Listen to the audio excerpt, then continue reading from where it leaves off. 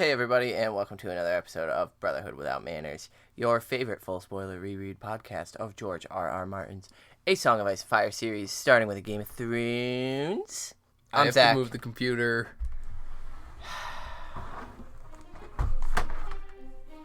Hey, Zach. I'm fucking done.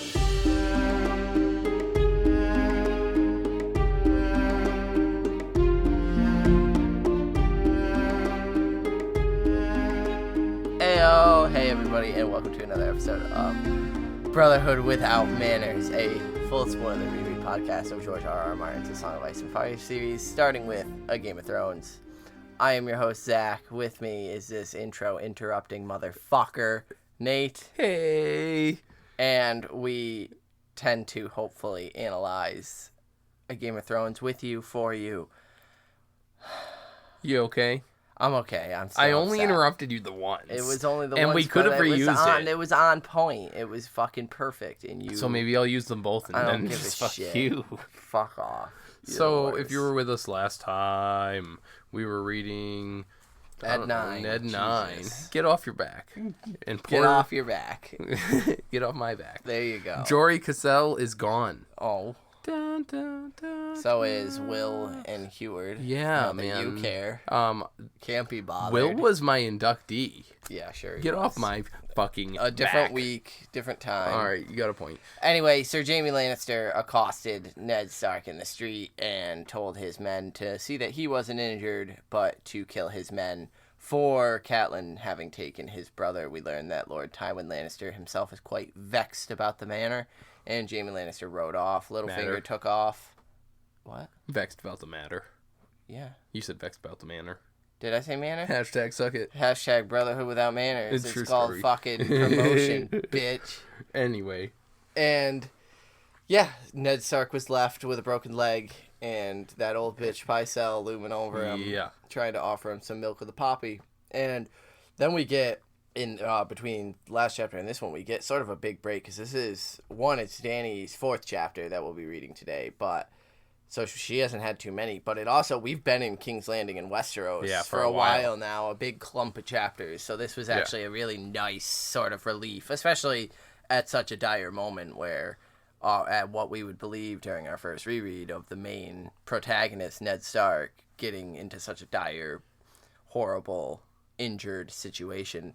And so, then it immediately jumps across We jump across the sea, and we go to Dany, who's in a whole nother world where everything that just happened with Ned Stark and Jory Cassell, it don't fucking matter. Fucking just the chapter structure that Martin uses, like to go and have that kind of a cliffhanger and then immediately jump over to here. Yeah, and like nope, you don't get to know anything about it. In reading that, because I really enjoyed this chapter that we'll be discussing today, Daenerys 4.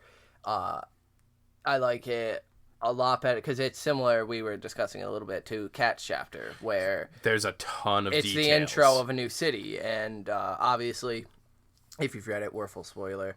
It's Dany arrives at Vaes Dothrak in this chapter, and just the description and the detail we get of Vaes Dothrak and all of it, it's just so much more interesting to me than the Eyrie was. Well, the way I described it earlier was that, I feel this is Martin's style of writing right here, and that's why it comes across so well. Whereas he's got more of a Tolkien, the Lord of the Rings feel, where in the Eyrie, where it's everything is getting it feels more high fantasy, and it's the Dothraki feels so much more grounded. And it's just well done, which is an odd thing to sort of crave, and not like what in reading a fantasy book such as this, reading the Eyrie one, and it's kind of like, okay, that's cool, but it's almost tropish, and at this point we've come to expect George. Well, I'll get more into that specifically, the grounded and high fantasy counter there, but we may as well start up her chapter, and I'll lead into it once we get a little bit in. So they come upon the Horse Gate of Vaes Dothrak, which is made of 2 gigantic bronze stallions rearing with their hooves meeting 100 feet above the roadway to form a pointed arch. Right off the bat, this is, again, Catelyn arriving at the gates. The gates of the moon, like her first time. The Bloody Gate. The Bloody Gate. Yeah. And just that, how much more emotion this evokes. These giant bronze, whatever they are, statued horses creating this archway no walls. It's so fucking cool. And it's just there, but they pass through it. Yeah, Dany is unsure why they would need a gate since, as you said, there are no walls and no buildings that she can see.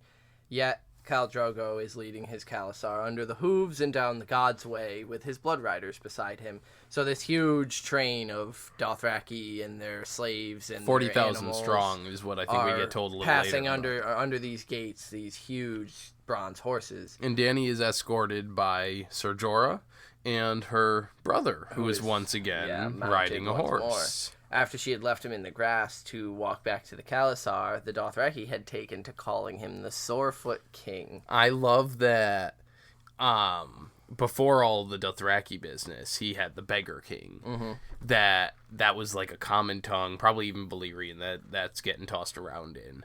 And now he's in this whole new culture. Yeah, no, the Dothraki are on their shit. They're like just nickname. And so he's the Sorefoot King, and then shortly after, Drogo offered him a ride in the cart, and Viserys was happy to oblige. In his ignorance, he accepted, not knowing that he was being mocked. He thought that he was getting an apology from Drogo, that, here, let you... I'm sorry for what my wife did, for what Dany did, leaving you in the grass, so here, take a ride in the cart. Which he didn't understand, that the cart is typically reserved for eunuchs, women that are pregnant, the elderly, children, and the sick. And cripples. And the very old.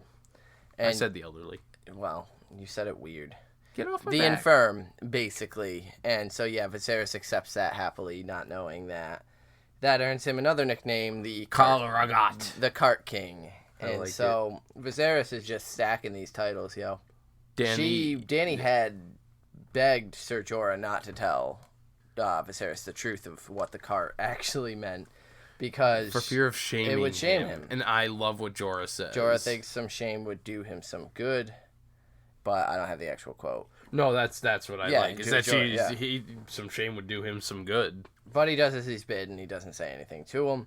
So it said that it had taken much pleading and all the pillow tricks Doria had taught her before Drogo had relented and allowed her brother to ride with them again at the head of the column. So Dany ended up doing some sweet talk and got her brother back up, which is that was making me feel odd through this chapter, and we do get more on it later. Yeah, so I was very much because it'll get a little bit more, but yeah, because it started to feel like a bit of regression. Exactly. Like, damn it, girl! Like you had made so much progress in the field there, where she ended her last chapter. Yeah. So she asks where the city is, because there's no buildings, there's no people, only the grass, the road, and the ancient monuments from all the lands the Dothraki had sacked over the centuries.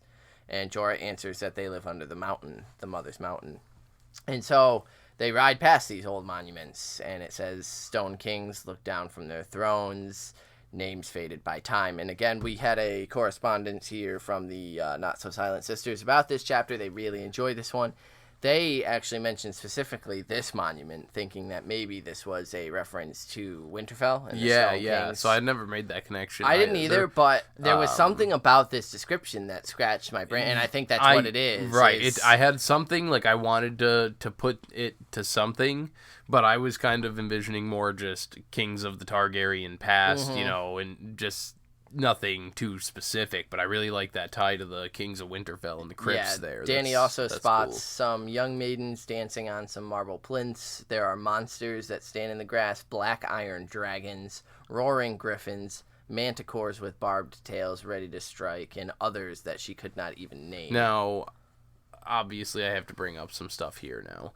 Do you think that Martin has, again, the Griffin was mentioned in that Ned chapter when he visited Tobelmont's shop, and now he's got another Griffin mentioned. Well, I mean, yeah, sigils are sigils. There's a black iron dragon, right? A black fire dragon, right? And a roaring griffin and a manticore with barbed tails ready to strike. Now, do you think the manticore? Because I know that there's a house I think that has it, but do you think it's more of a foreshadowing of her getting a manticore, the assassin trying to get her to me, it almost boils down to an equation. Like, black iron dragon plus roaring griffins equals, like, poison or death. Yeah, like a barbed stinger that's going to seep in and slowly break you down from within type thing.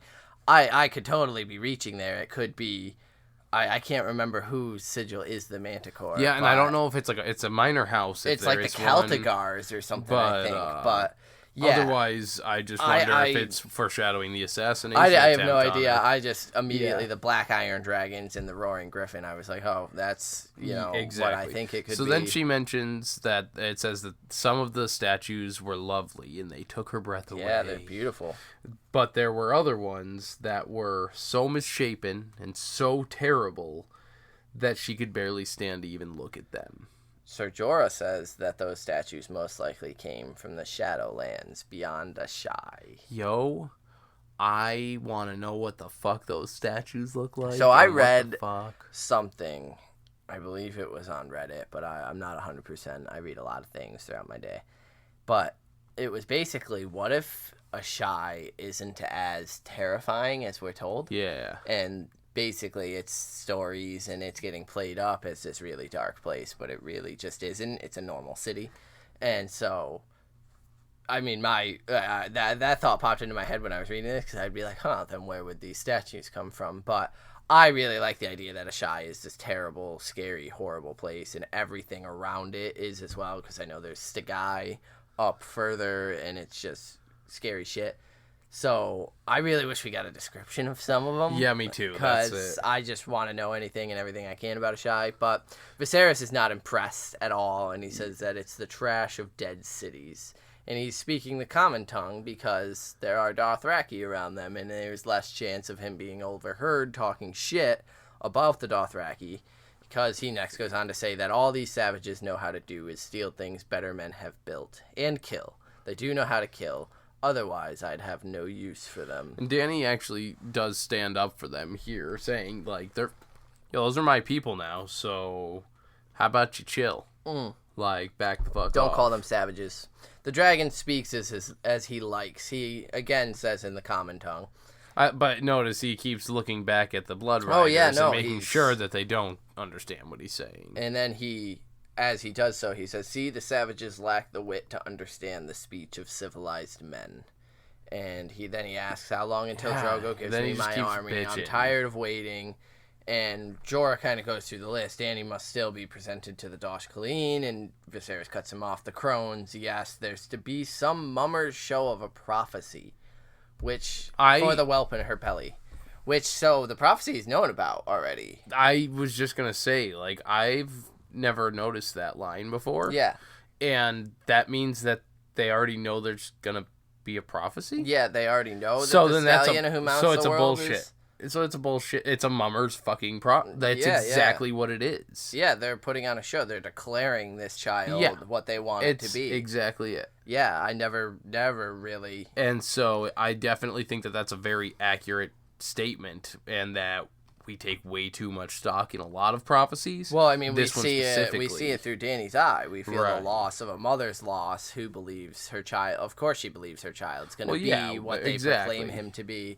But Viserys is sick of the whole Dothraki lifestyle. He ain't about it. Housewives of Vaes Dothrak, he ain't about that shit. He's bitching about it. He's tired of the horse meat and stinking like a savage. So Jorah finally gets him to chill by saying the Western market will have things that are more to your taste. Yeah. So you can get your food that you don't hate. The traders from the free cities sell there, which is stuff that you're used to because you've lived in the free cities. And he says that the call will honor his promise in his own time. And this is when Viserys says, he better. I was promised a crown, and I mean to have it. The dragon is not mocked. And he rides off to look at a statue with 6 breasts, because he's interested. That shallow. So it was at this point where I was really thinking about it, and like, God fucking damn it, you just can't... By this point, you can't wait for Viserys to die. Like, yeah. Oh, yeah. And, like, in looking at it, that's the only fucking option. Because I remember when reading this, I was actually a little surprised at how quick he died. I thought he was going to have more of a villainous role in Dany's story, where it was going to be this constant thing she had to deal with before finally overcoming. I didn't think he was going to die so quickly into the first book, but that's all there is for him, because he's being told, and that's what's great about it, is it's Viserys, who doesn't like being told what he can and can't do anyway, but with the Dothraki especially, there are all these things he has to do, especially heading now into Vaes Dothrak. Turn over your weapons. you can't make demands of a Khal. He'll do things in his own time. Eating the fucking horse meat and the leathers, like, he doesn't even want to dress like them, which we'll learn later. It's just all these things that he either is supposed to do or cannot do, and he doesn't live in such rigidity. He thinks he's free to do of whatever. So all there is for him, especially heading into Vaes Dothrak now, he's dead. There is no... And it's so blazingly apparent when you look at it again. Well, yeah, because especially of his rash, the way and the way he's talking shit in front of him, and how blind he is. At him. He's not learning anything whatsoever. And so I love it. Fuck you. Your time is so limited, and it's great. But this is when Jorah goes on to explain that the call to Daenerys, that the call doesn't see it as a sale. It's not a trade. It wasn't. Yeah, he was given Dany as a gift, and that means that Drogo will in return give Viserys a gift in his own time when he can get that gift and is ready to give it. And that's when Jorah says you don't make demands of Khals. You just don't do it. He also says that Viserys should have stayed in Pentos, as Illyrio had told him to. He has no business out here riding with them, because it could take years before Drogo is ready to present him this gift. So Dany isn't sure why, but she's still defending her brother, and she says that Viserys says he could sweep the Seven Kingdoms with Drogo's 10,000 Dothraki, and Jorah snorts here and says Viserys could not sweep a stable with 10,000 brooms. So now I do because then she asks if it's possible if it wasn't Viserys, if it was someone else leading the Dothraki, and he gives a really good answer, saying that if they met them head to head on an open field, Ned, they're done. The Westeros is fucked. The Dothraki are gonna just tear into them. Yeah, he says at first he had thought them barbarians, which the knights would absolutely just slaughter. But now he was less certain. They ride better than knights. They're fearless, and they have far superior bows to the knights. They fight on horseback, and there's just so fucking many of them. Drogo alone has 40,000 mounted warriors in his Khalasar. And he says that your brother Rhaegar brought as many men to the Trident when he fought Robert, but no more than a tenth of those were knights. The rest were archers, free soldiers, and free riders who fled when Rhaegar fell. That means 4,000 of 40,000 were knights. So he says, how long do you think an army would last against the Dothraki when they're scattering like that? But then he goes to defend it as well. But, yeah, he says, mind you, the Dothraki are shit at siegecraft. They could never take even the weakest castle. And then he goes and mentions that if some of the, because he mentions how Robert is... He says if Robert is fool enough to meet them in the open field, then it's kind of... And Dany asks, is he foolish enough? And I really like that Jorah says... Robert should have been born a Dothraki. Mm-hmm. That is his nature. And that's who even he was basically telling Ned, that he just wants to go and live free. Yeah. That is the lifestyle for that guy. Yeah, he's a strong man, brave, and he absolutely is rash enough to meet a horde in the open field. But the men that surround him, his brother Stannis, Tywin Lannister, Eddard Stark... He said Lord Tywin Lannister. Yeah, he gives them their titles. But not Stark or Stannis. He just said Stannis, Lord Tywin Lannister. But Dany catches on to the venom when he says he spits out Stark, and she says, you hate this Eddard Stark. And he says, he took from me all I loved for the sake of a few lice-ridden poachers and his precious honor. And he quickly changes the subject, pointing out Vaes Dothrak, the city of the Horse Lords. And it says, so at this point, Khal Drogo and the Blood Riders had led them through the Western Market, and Dany's just looking around at all the different strangeness, and we get the description here that Vaes Dothrak itself is vast, but everything is sprawled out. Even the buildings are strange. Stone pavilions, manses of woven grass as large as castles, stepped pyramids faced with marbles, log halls open to the sky, and not a single one of them is alike, and she points this out to Jorah. Yeah, who explains that the Viserys is right. Partly right. Partly, yes. They're not builders. They don't build. And so all the buildings that are there were built by slaves that they've had, or people that have come and they build it in the fashion of their home cities and how they know to build. And so that's why it's just a jumble of whatever. So Dany asks where the people are, and Jorah again answers that only the crones of the Dosh Khaleen live permanently in the city with their slaves and their servants. Yet the city is large enough to house every man of every Khalasar should they all return to the mother at once, which the crones predict will happen soon one day. So does that mean all their prophecies are horse shit? I mean, that's the thing with prophecy, right? Mean, you got a point. What's bullshit and what isn't? What validates the old gods' prophecies over what validates there must always be a Stark and Winterfell over the stallion who mounts the world, that type of thing, or the dragon must have 3 heads. So Drogo comes to a stop. He near the Eastern Market. Yes, where the caravans from Yee and Ashai and the Shadowlands are. Or if you know your maps, the cities to the east. Well, since it's the Eastern Market and the Free Cities, I like to are name the Western Market. Maybe not everyone's as familiar with the map as we are. I was just pointing Fight out me right now. Don't at me. Anyway, the palace at the foot of the Mother of Mountains is a cavernous wooden feasting hall. Its roof sewn silk that could be raised to keep out the rain or lowered to let in the sun. Yes, and Dany smiles thinking of the little slave girl that Illyrio had given her back in Pentos. Yeah. And how she had talked about this ornate palace that, you know, she was going to be visiting and how beautiful and splendid it was going to be. And it's a log feasting hall. It's something you would expect in Winterfell. Yeah. I mean, it's nothing crazy. I did think it was interesting that an army of slaves had prepared for Khal Drogo's arrival. Yeah. It was forbidden to carry a blade in Vaes Dothrak, so when they dismount, a slave steps up to each of them and takes their weapons.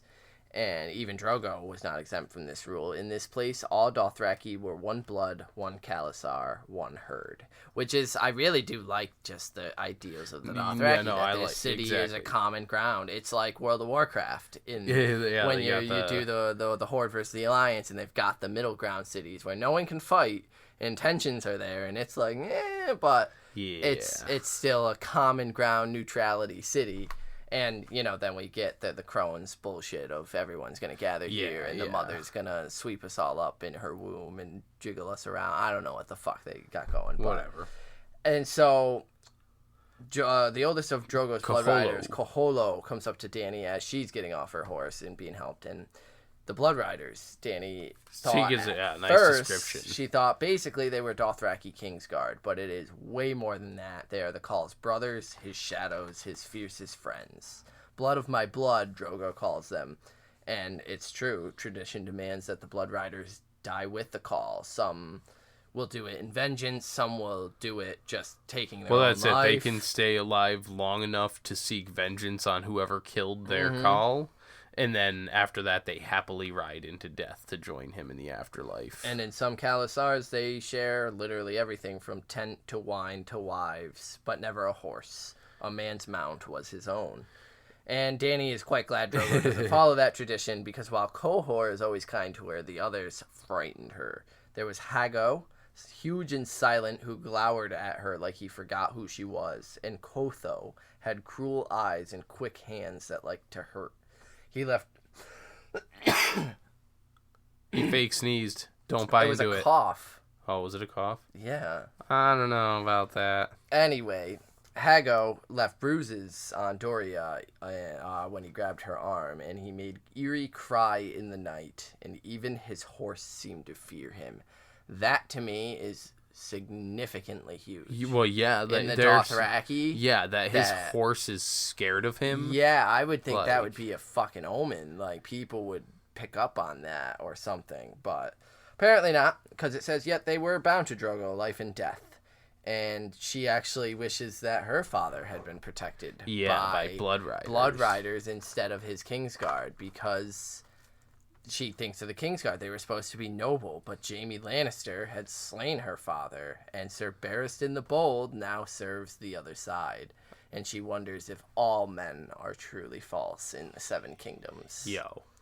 I love that she brings up Barry the Bold. Especially is mentioned, and Jaime. Barry the Bold. With the dishonorable and false. Like, actually, because that was Jaime's most heroic moment. It's something she detests him for. And we know the deal with Barristan the Bold. Well, and, like, what a great way for Martin to cast more onto Jaime after what he just did. The chapter just before this, he had Ned attacked. Yeah, here's this reminder that he also killed Dany's father. But she thinks that her son will have blood riders. And so Koholo tells her that Drogo is telling her that he must ascend the mountain to sacrifice for their safe return. And that she knows only men can step foot there. So she says that she'll await his return. Which she's pretty happy for. But she's relieved about, because being pregnant, he's been wanting to get his fuck on, and it hasn't been the most comfortable for her.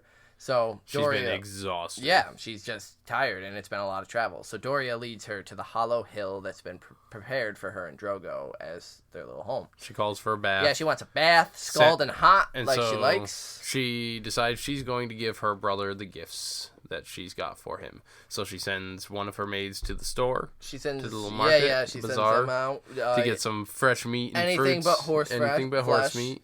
And then she sends the other one to go and invite Doria her brother to invite him to sup with her. Yes. So they end up getting goat. They settle on goat, and Jiqui cooks it as Dany starts to lay out the new clothes that she had made for her brother, Dothraki clothing. And her hope is that the Dothraki might start respecting him just a little bit more.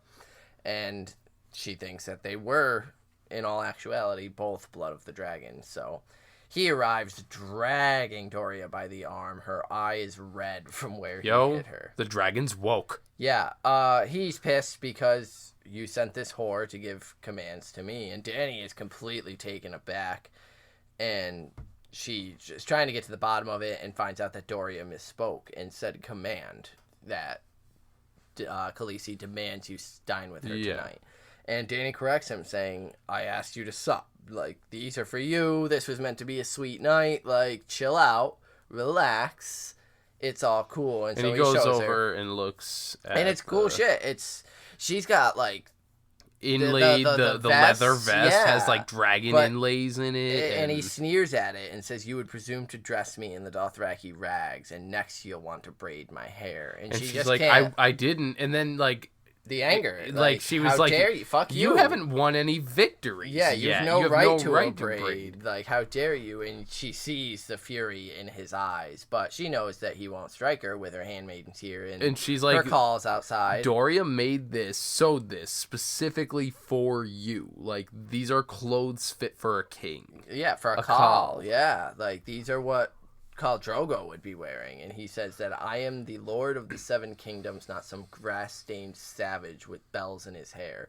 And this is when he grabs her arm quite painfully and says that you forget yourself, slut, as he digs his fingers in more. And so she reaches and grabs the first thing she can find, which is the belt she had meant to give him, and she swings it with all her fucking strength. And it's a heavy medallioned belt. Hell yeah, multiple metal pieces. She gets him full in the face, a medallion slicing his cheek open, and she knocks him to the floor. He lets go of her. She says, you are the one who forgets himself. Leave me before I summon my cause to drag you out, and pray Drogo does not hear of this. And so, I mean, this is... As far as Dany chapters, this is the one, too, where she leaves him in the grass. Yes. And then here, she straight up physically assaults him back. She fucking wailed him in the face. And the Silent Sisters love this as well. You made the great point that, is this potentially the belt that he gets crowned with later, which would be fucking great. If he was so ashamed to wear it, she may present it to an actual Khal. Yeah. Someone that's worthy of the belt, and that could potentially be the one he So he whines, you're going to regret this, whine, and then he leaves. And Dany sits there holding the clothes that she made for him, and she realizes that she's not fucking hungry anymore because he ruined everything. And she asks for one of her dragon eggs. So Eerie brings her the deep green one, and Dany just kind of curls up there. Is that Rhaegal? I think so, yeah. Rhaegal, yeah, she curls up there. She throws the cloak that she had meant to give him across her, and she's cradling the egg to her pregnant belly. And It just said that she liked to hold them. They made her feel stronger, braver, as if she drew strength from the stone dragons within. Yeah. So then she feels the baby move. So, baby or dragon? So she feels the baby move, and she thinks that it reaches to the dragon egg. Brother to brother, blood to blood. You are the true dragon. Yeah. She whispers to him, "You are." Is it the egg? Because obviously, we know, full spoiler here, she's going to have a miscarriage to little demon monster baby thing. Supposedly twisted, corrupted looking. If that's true with Mirri Maz Duur or whatever the fuck. Is that her? Yeah, Mirri Maz Duur. I'm just talking it out. And so it's probably not doing too well in there. And while I'm no Dothraki baby doctor, I don't know. I would imagine it's probably not kicking around in there too much. Dothraki BD. And so maybe it's the dragon egg that's actually moving. Yeah, that was my initial thought, was that, we know this kid doesn't make it, so I was thinking more it's the dragon stirring. That's what I was thinking. Maybe this is it. Maybe as she's drawing strength from the dragon is drawing strength from her baby. My thought was that's the transference of power that's happening here. Is life for life. Yeah, there is something reaching out that's going on, but it's sapping. This is what causes Rhaego to die. Yeah. Is her giving the life to these dragon eggs that she's been cradling. She's cradling this like a child. This is her comfort. It's not her pregnant, but she didn't just curl over and hold her stomach. She curled over with the egg. So what if it was nothing to do with Mirri Maz Duur, and this is it right here? She just gave life to this thing through... I think you just made a fact.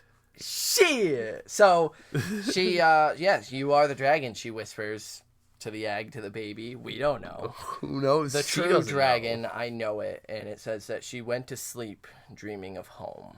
That's the end of her chapter. Outstanding chapter. One of the better Dany ones, I think, and way better than the introduction of the Veil. Shots fired, Catelyn! Dang, anyway, son. So you got an inductee? I do. Yeah? Yeah. What is it? Who is it? It's going to Doria. Okay. Because I love that. I don't think it was accidental that she commanded your Khaleesi demands your presence. Everyone's just shitting She's just twisting that. She commands you to join her for supper. She knew perfectly well that Dany said, "Go ask him if he'd like to come and have dinner with me." No, your queen wants you now. Move it. Move it. So I'm inviting Doria. All right. It is known. I like it. It is known. My inductee, it'll probably be the only time throughout the fucking whole series, but it's going to go to Sir Jorah Mormont for... Viserys couldn't sweep a stable with 10,000 brooms, because fuck you, Viserys. That was such a good fucking... Yeah, so Sir Jorah, I'll induct you for that quip this week. Great. So we got some inductees from the Not So Silent Sisters. Read them I have read them. Nate hasn't this week, and so I will read Unsepta Afton's because she shares an inductee with you. She invites Doria. And says that she invites Doria because, man, she puts up with so much shit and manages to stay strong through everything. Which she really does. She's a badass bitch. Clearly assaulted this poor girl before getting to the tent. Yeah. I'm feeling that. If you want to read Unsepta Brandy there. All right. And Unsepta Brandy, I had actually considered this same inductee, Daenerys, because that bitch finally stands up to her shit-stained brother. Oh, yeah. Absolutely. Yeah, no, she fucks him up with that belt. And it's just so good. I think that goes kind of hand in hand with each other's there. Doria, kind of nudged Dany into this... He's mistreating you, too. And Dany just getting her badass bitch on. Yeah, no, Powerful women. Man. Yeah, man. Powerful women. And... Doria, and just fuck Viserys. It's the general overall theme of those inductees. Yeah, no shit. Just fuck Viserys. So those are our thoughts. Those are the Not So Silent Sisters' thoughts. Yes. Welcome to the sisterhood for them. Thank you both for writing in, as always. And as you always say, all men must die, but we are not men. So thank you, Not So Silent Sisters. Hopefully we'll hear from you next week for Brand 5, which will be the next episode we're covering. But those are our thoughts. anybody, not that we don't appreciate the Not So Silent Sisters, but everybody write into us and let us know your absolutely. thoughts. We love to hear everyone's thoughts. It's everyone's so great thoughts. hearing, other thoughts. Did you guys love this chapter? Did you hate Vaes Dothrak? I happen to love the Dothraki because to me, they feel more grounded in a fantasy-based series. So if you're coming at us next week, as Zach said, we'll be reading Bran 5. It's chapter 37. Yeah. And so... it's a good one. It's a pretty cool one. Yeah, returning way north to Winterfell. Yep, we meet some new friends that aren't quite friends just yet, but make sure you hit us up on all the socials. Yeah, you can find us at Twitter. Nate is at Manners Without. I am at Carstark92. You can find us on Facebook at facebook.com/Brotherhood Podcast. We are on Instagram at Brotherhood Without. We are also on Apple Podcasts. Leave a rate and review. Subscribe if you want to. It's cool stuff. We appreciate it. We read those out. We've got our Patreon. You can hit us up there. Patreon.com/withoutmanners. We're on the Spotify and all those different things. We have a website. The website. www.brotherhoodwithout.com. But let us know. Write us in. Whatever your thoughts, feelings, concerns. Are you excited for other chapters? Do you hate this book? Are you that guy? I would love to talk to that guy, actually. Yeah, man, tell us why. So, whatever. Please write us in. Whatever your thoughts, feelings. But until next time, Battle to Harris. peace!